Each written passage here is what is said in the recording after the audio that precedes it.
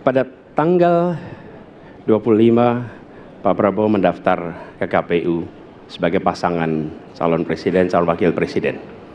Sesudah keputusan MK. Dan kemudian di MK dibentuk MK yang hasilnya mengatakan bahwa terjadi pelanggaran etika berat yang menyebabkan keputusan yang dibuat oleh MK secara etika bermasalah.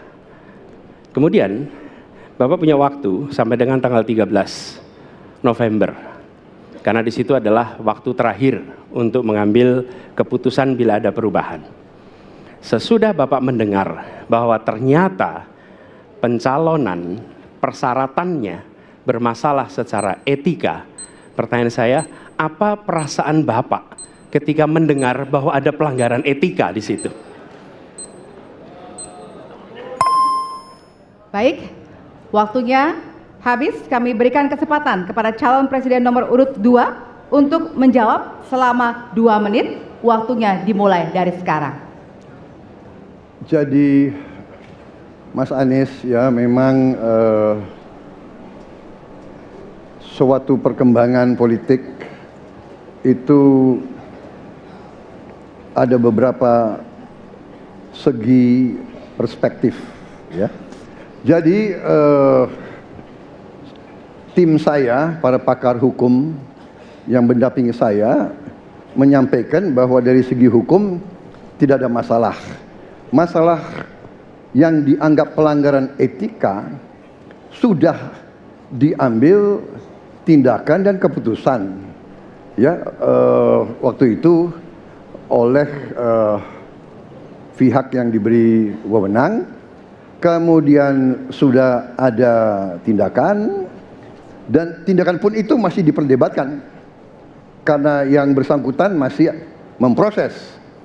Tetapi intinya adalah bahwa keputusan itu final dan tidak dapat dirubah. Ya, saya laksanakan, ya. Dan kita ini bukan anak kecil, Mas Anies, ya. Anda juga paham, ya. Sudahlah, ya. Sekarang begini, intinya rakyat yang putuskan, rakyat yang menilai. Kalau rakyat tidak suka Prabowo dan Gibran, nggak usah pilih kami, saudara-saudara sekalian. Dan saya tidak takut tidak punya jabatan, Mas Anies. Sorry ya. Sorry ya.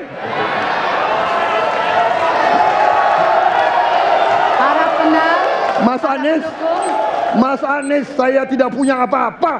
Saya sudah siap mati untuk negara ini. Baik. Waktu Anda habis, Bapak, dan selanjutnya kami persilakan kepada calon presiden nomor urut 1 untuk menanggapi jawaban dari calon presiden nomor urut 2. Waktu Bapak 1 menit. Dimulai dari sekarang. Fenomena ordal ini menyebalkan. Di seluruh Indonesia kita menghadapi fenomena ordal. Mau ikut kesebelasan ada ordalnya. Mau masuk jadi guru ordal. Mau daftar sekolah ada ordal. Mau dapat tiket untuk konser ada ordal. Ada ordal di mana-mana yang membuat meritokratik nggak berjalan. Yang membuat etika luntur. Dan ketika fenomena ordal itu bukan hanya di masyarakat, tapi di proses yang paling puncak terjadi ordal, maka rakyat kebanyakan, dan ini saya rasakan beberapa waktu yang lalu, beberapa orang guru berjumpa dengan saya dan mereka mengatakan, Pak, di tempat kami pengangkatan guru-guru itu mendasarkan ordal. Kalau tidak ada ordal, nggak bisa jadi guru, nggak bisa diangkat. Lalu apa jawabannya? Atasan saya bilang, wong yang di Jakarta aja pakai ordal, kenapa kita di bawah tidak boleh pakai ordal? Negeri ini rusak apabila tatanan itu hilang. Habis. Ya. Sekarang kami berikan kesempatan kepada calon presiden nomor urut 2 untuk menanggapi tanggapan dari calon presiden nomor urut 1. Waktunya 1 menit dari sekarang. Mas Anies, dalam demokrasi kekuasaan tertinggi ada di rakyat. Hakim yang tertinggi adalah rakyat. Tanggal 14 Februari rakyat yang akan mengambil keputusan. Kalau kami tidak benar, salah, berkhianat, rakyat yang akan menghukum kami.